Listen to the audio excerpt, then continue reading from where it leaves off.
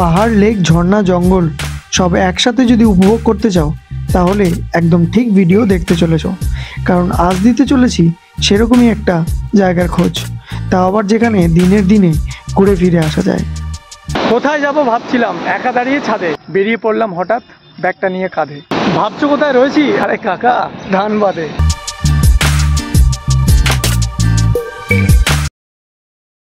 Hello guys, সবাই ভালো তো? নতুন একটা ভিডিওতে তোমাদের স্বাগত। তো আমি এখন কিন্তু রয়েছি ধানবাদে, আর দেখতে পাচ্ছ আমার পিছনে ফলসটা, আর এখানে আর কি কি দেখার জায়গা রয়েছে সব কিছু ডিটেলস থাকবে আজকের এই ভিডিওতে।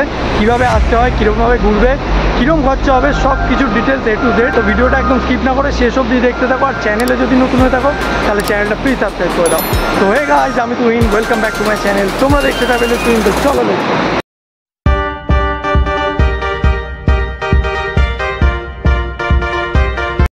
তো প্রথমে তোমাদের বলে দিই তোমরা এখানে অর্থাৎ এই ধানবাদে কীভাবে আসবে। তো বন্ধুরা, আমি এখন রয়েছি হাওড়া স্টেশনে, আর আমি যাচ্ছি ব্ল্যাক ডায়মন্ড এক্সপ্রেসে করে ধানবাদ অবধি, আর টাইমিং হচ্ছে এটা 6:15 হাওড়া থেকে। আর আমি আজকে যাচ্ছি কোচ D1 সেকেন্ড সিটিংয়ে। টিকিটের প্রাইস হচ্ছে 130 টাকা, আর তোমরা চাইলে শতাব্দীতে করেও যেতে পারো। সেক্ষেত্রে তোমাদের ভাড়াটা একটুখানি বেশি পড়ে যাবে, 700-800 টাকার কাছে চলে যাবে। এছাড়াও Kolkata station, Howrah station, Sealdah station থেকে নানান ট্রেন রয়েছে নানান সময়, তোমরা চাইলে সেগুলো করেও যেতে পারো। উঠে পড়লাম ট্রেনে, ঠিক টাইমে ট্রেন ছেড়ে দিল। কিছুক্ষণ বসে থাকার পর চলে এলাম দরজার সামনে। আসলে কোথাও 1-2 দিনের জন্য ঘুরতে যাওয়া মানে ভেতরে দারুণ একটা উত্তেজনা, যেটা চেপে রাখতে পারছিলাম না। ফিরে এলাম সিটে, হেডফোনটা বের করে ট্রাভেল সঙের প্লেলিস্টটা চালালাম, আর সাথে নিলাম 1 কাপ কফি। ট্রেনের গতিবেগ তখন 100 ছুঁই ছুঁই। গান শুনতে শুনতে আর মেঘ দেখতে দেখতে কখন যে 4-5 ঘন্টা কেটে গেছে টেরই পেলাম না। ট্রেন থেকেই দেখা মিলল পাহাড়ের। বরাকর নদীও পেরোলাম। প্রকৃতির পরিবর্তন জানান দিল গন্তব্যে পৌঁছে গেছি। তো বন্ধুরা, আমি কিন্তু কলকাতা থেকে অর্থাৎ হাওড়া থেকে প্রায় 269 কিলোমিটার পেরিয়ে নির্ধারিত সময়ের থেকে 3 মিনিট আগে আমি পৌঁছে গেছি ধানবাদ জাংশনে। আর এখান থেকে আমাদের যে 3টে স্পট আছে ঘোরার, কী কী জায়গা রয়েছে সেগুলো ক্রমশ প্রকাশ্য, কিন্তু কিভাবে ঘুরবে গাড়ি বুক করে তোমাদেরকে ঘুরতে হবে। এই স্টেশনের বাইরে কিন্তু প্রচুর গাড়ি রয়েছে, তোমরা গাড়ি নিয়েও ঘুরতে পারো, চাইলে অটো নিয়ে রিজার্ভ করেও ঘুরতে পারো। এবারে চয়েসটা তোমাদের ওপরে। গাড়িতে ভাড়াটা একটু বেশি পড়বে আর অটোতে একটু কম পড়বে।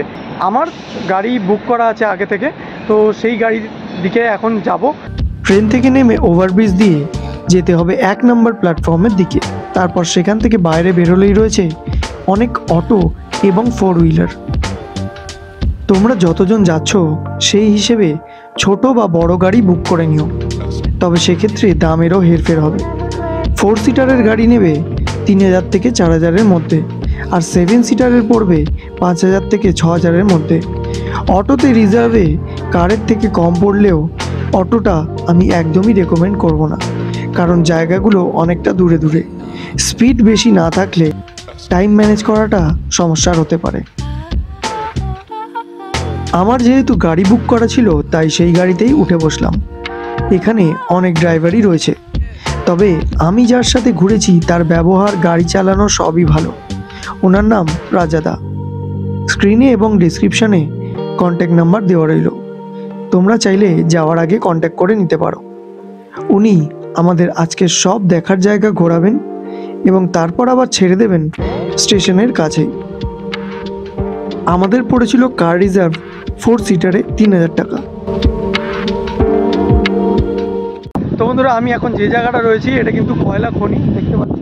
এটা আমাদের ঘোরার লিস্টে ছিল না, বাট ড্রাইভারকে বলতে ড্রাইভার এই জায়গাটা আর কি দেখিয়ে দিল। ঘোরার একটা রাস্তার মধ্যেই পড়ে, যাওয়ার রাস্তার মধ্যে। তো রানীগঞ্জ, আসানসোল এইসব জায়গা যেরকম কয়লার জন্য বিখ্যাত, সেরকম আরেকটা জায়গা কিন্তু কয়লার জন্য বিখ্যাত, যে জায়গাটা আমি আজকে ঘুরছি, ধানবাদ। তো যার জন্য আমি ড্রাইভারকে বললাম যে এই জায়গাটা চলো কোনো একটা কয়লা খনি দেখিয়ে দিতে। তো যার জন্য এখানটা দাঁড় করালো। আর ভিউটা অসাধারণ একটা ভিউ, আর প্রচণ্ড হাওয়া এখানে চারদিকে। আমি এখান থেকে দেখতে পাচ্ছি পুরো রাস্তা করা রয়েছে ওই জায়গাটাতে। এখানে নানান জায়গায় রয়েছে এরকম কয়লার মাইন। মিস কিন্তু একদম করবে না, কারণ এরকম জায়গার সৌন্দর্য আলাদা।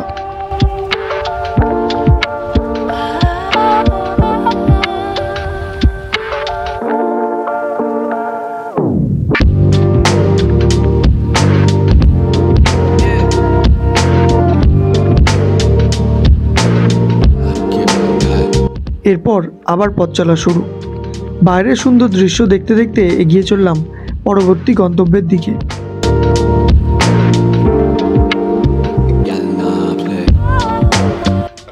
পৌঁছে গেলাম ভাটিন্ডা ওয়াটারফলসের কাছে।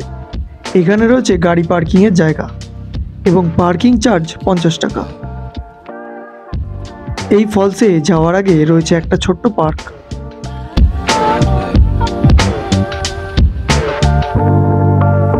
তো বন্ধুরা, আমি এখন কিন্তু রয়েছি ভাটিন্ডা ফলসের সামনে। দেখতে পাচ্ছ আমার পেছনে ভাটিন্ডা ফলসটা রয়েছে।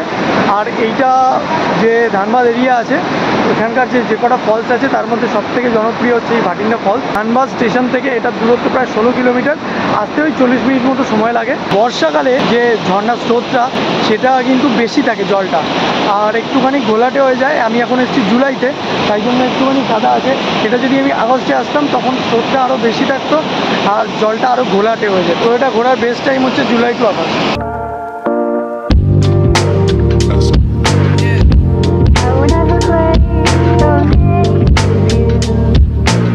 আরেকটা জিনিস তোমাদের বলে দিই, এখানে আমি আস্তে আস্তে আমাদের যে ড্রাইভার দাদা আছে তার মুখ থেকে শুনলাম যে এখানে অনেক রকমের অ্যাক্সিডেন্ট হয়েছে এর আগে। কারণ যেখান দিয়ে জলটা যাচ্ছে এই জায়গাটা খুব স্লিপারি, যে জায়গাটা দিয়ে জলটা যাচ্ছে।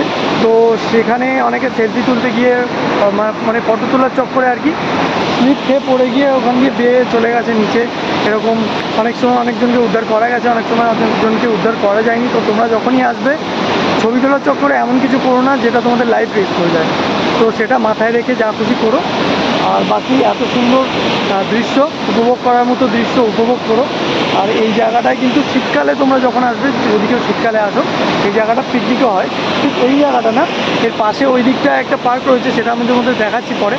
সেই জায়গাটায় পিকনিকও হয়, সেখানে খাওয়া দাওয়া করে লোকজন এসে মানুষ। তো যখনই আসবে তোমরা এই জায়গাটায় চত্বরটাকে নোংরা করো না। ওইদিকে বসে খাওয়ার জায়গা রয়েছে, হয়তো ডাস্টবিনও রয়েছে, সেখানে যা ফেলার সেখানেই ফেলো।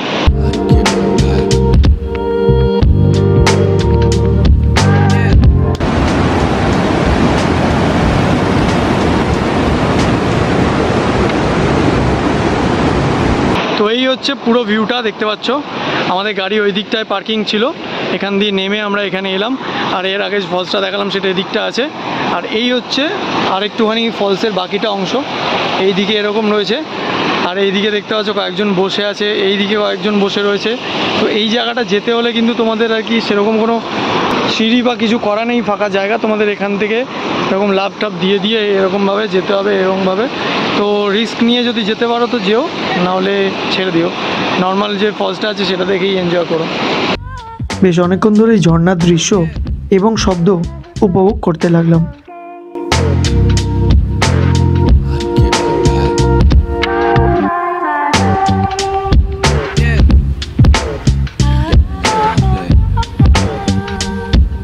তো এই যে জায়গাটা দেখতে পাচ্ছ, এইটা কিন্তু এখানেই বসে খাওয়া দাওয়া করা হয় আর কি, বনভোজন যখন হয় শীতকালে।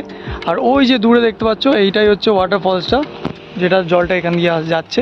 আর ঠিক এই পাশটাতে রয়েছে এরকম বসে খাওয়ার জায়গা বা বসে আড্ডা মারার জায়গা।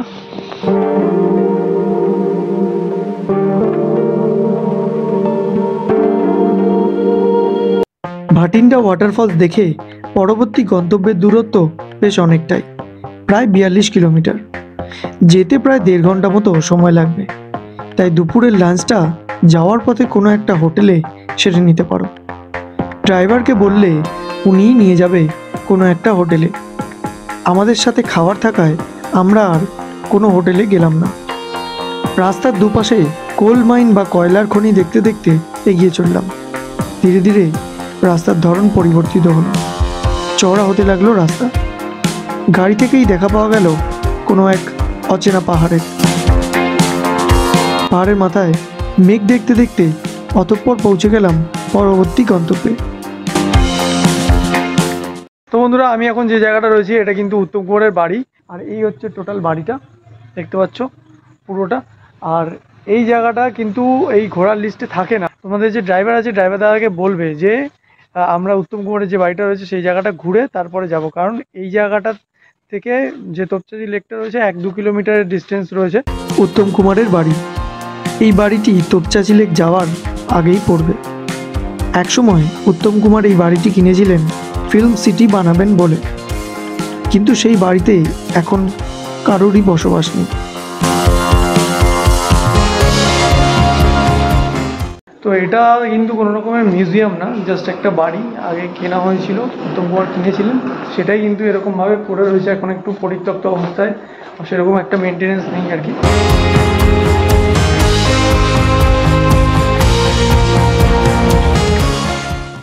উত্তম কুমারের বাড়ি দেখে তোপচাঁচি লেক যাওয়ার পথে পড়ে একটা চেক পয়েন্ট, যেখানে গাড়ি পার্কিংয়ের জন্য 100 টাকা দিয়ে দেন এন্ট্রি করতে হয়। এরপর কিছুক্ষণের মধ্যেই জঙ্গলের মধ্যে দিয়ে এসে পৌঁছলাম পরবর্তী গন্তব্যে।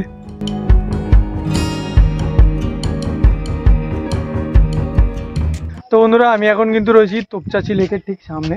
এই যে নিচে রয়েছে লেকটা, এটা হচ্ছে তোপচাঁচি লেকের ফার্স্ট লুক বা ফার্স্ট ভিউ। আর এই পারে দেখতে পাচ্ছ এখানে একটা এরকম ক্রসিং রয়েছে, ব্রিজ টাইপের, এটা দিয়ে ওইদিকে যাওয়া যায়। নিচেও হয়তো নামা যায়, বাট দেখছি আমাদের হাতে বেশি সময় নেই। পাহাড়ের একদম চূড়াটাতে একটুখানি মেঘ জমে রয়েছে, আর অসাধারণ লাগছে দেখতে, অসাধারণ। জাস্ট এরকম ভিউ পাবো আমি মানে এক্সপেক্ট করিনি। তো বন্ধুরা, এই তোপচাঁচি লেকটা দেখতে পাচ্ছ, আর এই যে এর উপরে যে রাস্তাটা, এখানে কিন্তু হারানো সুর মুভিটা যেটা হয়েছিল উত্তম কুমারের, সেই মুভিটার শুটিং এখানে করা হয়েছে। সেটা দেখো একটা ক্লিপ এখন আসছে।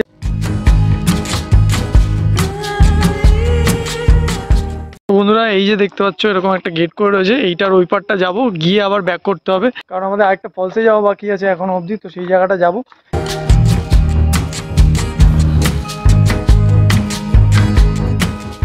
বন্ধুরা, এই ভিউটা জাস্ট দেখো, এখান থেকে পুরো রেঞ্জটা দেখা যাচ্ছে। পিছনে যে পাহাড়টা দেখতে পাচ্ছ মেঘে ঢেকে রয়েছে, এই পাহাড়টা নাকি পরেশনাথ পাহাড়, এটা আমি ঠিক জানি না, তবে আমাদের যে ড্রাইভার আছে সে বললো এই পাহাড়টা, পিছনে যে পাহাড়টা সেটা রয়েছে পরেশনাথ পাহাড়। তো এখানে ট্রেকিং হয়, এটাও আমার আসার ইচ্ছা রয়েছে, পরে একবার আসবো যখন ট্রেকিং করবো আর কি। আর এত সুন্দর হাওয়া দিচ্ছে না, মানে বলার মতো না, একদম মনোরম ওয়েদার। আর এইদিকে দেখতে পাচ্ছ লোকজন এই যে মাছ টাছ ধরছে এখানে, ওই দিকে কিছু লোক বাইক টাইক নিয়ে নেমেছে, এই যে দেখতে পাচ্ছ।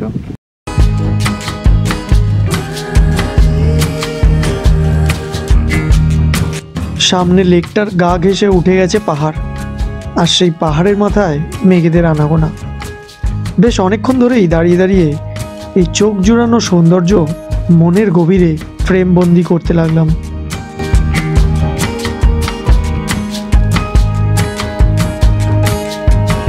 তোপচাঁচি লেক দেখা শেষ, এরপর গাড়ি আমাদের নিয়ে ছুটে চলল পরবর্তী এবং শেষ গন্তব্যের দিকে, যার দূরত্ব তোপচাঁচি লেক থেকে 64 কিলোমিটার। যেতে সময় লাগে প্রায় 1.5 ঘন্টার কাছে। অতঃপর পৌঁছে গেলাম উশ্রী ওয়াটারফলসের কাছে, যেখানেও রয়েছে পার্কিংয়ের জায়গা এবং পার্কিং চার্জ 50 টাকা। একটু এগুলোই রয়েছে একটা ভিউ পয়েন্ট, যেখান থেকে দাঁড়িয়ে নিচের পুরো ওয়াটারফলসটার একটা খুব সুন্দর ভিউ আসে। কিছুক্ষণ দাঁড়িয়ে এরপর নামলাম নিচে, পাশ দিয়েই রয়েছে নিচে নামার রাস্তা। তো বন্ধুরা, আমি এখন যে জায়গাটা আছি সেটা হচ্ছে উশ্রী ফলস। দেখতে পাচ্ছ কত জোরে আওয়াজ হচ্ছে। তোমরা সবাই জানো যে বর্ষাকাল যত বাড়বে তত ঝর্নার ফ্লোটা আরও বাড়ে আর কি। তো অলরেডি দেখতে বেশ ভালো লাগছে আমার। তো বাটিনা ফলসের থেকে এই উশ্রী ফলসটা বেশি দেখতে ভালো লাগছে। আর উশ্রী ফলস নিয়ে আরেকটা ফ্যাক্ট আছে, সেটা তোমাদের জানাই। রবীন্দ্রনাথ ঠাকুরের যে সহজ পাঠ ছিল, সেই সহজ পাঠেও কিন্তু এই উশ্রী নদীর উল্লেখ আছে। আর উশ্রী নদীর জলটাই কিন্তু এসে এখানে পড়ছে ফলস হয়ে। তো অসাধারণ একটা ভিউ। আর প্রচণ্ড এই জলটা পড়ছে, সেখান থেকে একটু হালকা হালকা ধোঁয়া উঠছে, যে ধোঁয়াটা বেশ ভালো লাগছে। ওটা হাওয়া হয়ে এদিকে আসছে, যারা এদিকে আছে তাদের গায়ে লাগছে, বেশ ভালো লাগছে, এবং মনোরম ওয়েদার।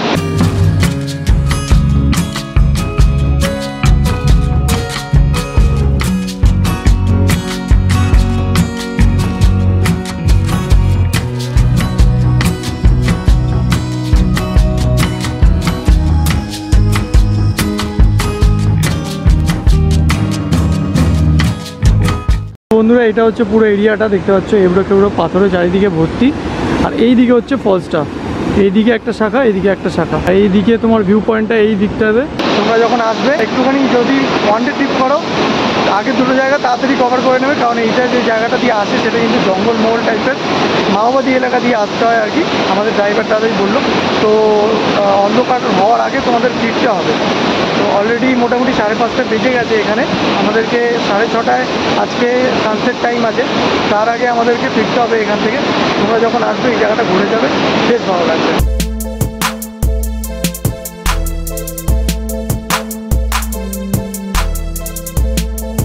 তোমরা যদি ওয়ান ডে ট্রিপ করো তাহলে ফেরার ট্রেন রয়েছে 4:20-তে ব্ল্যাক ডায়মন্ড এক্সপ্রেস, আর 6টায় রয়েছে শক্তিপুঞ্জ এক্সপ্রেস। শক্তিপুঞ্জটা অলওয়েজ লেট করে, তো তোমাদের টাইমিংয়ের সমস্যা না থাকলে কোনো ব্যাপার না, বাট যদি থাকে তাহলে সব জায়গাগুলো একটু তাড়াতাড়ি ঘুরে 4:20-র ব্ল্যাক ডায়মন্ডটা ধরে নিতে পারো, যেটা হাওড়া পৌঁছায় রাত 9:20-তে।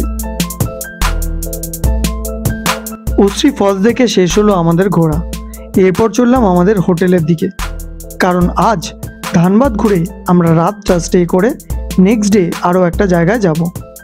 সেই ভিডিও কিন্তু খুব তাড়াতাড়ি আসবে, তাই চ্যানেলটা সাবস্ক্রাইব করে রাখতে ভুলো না।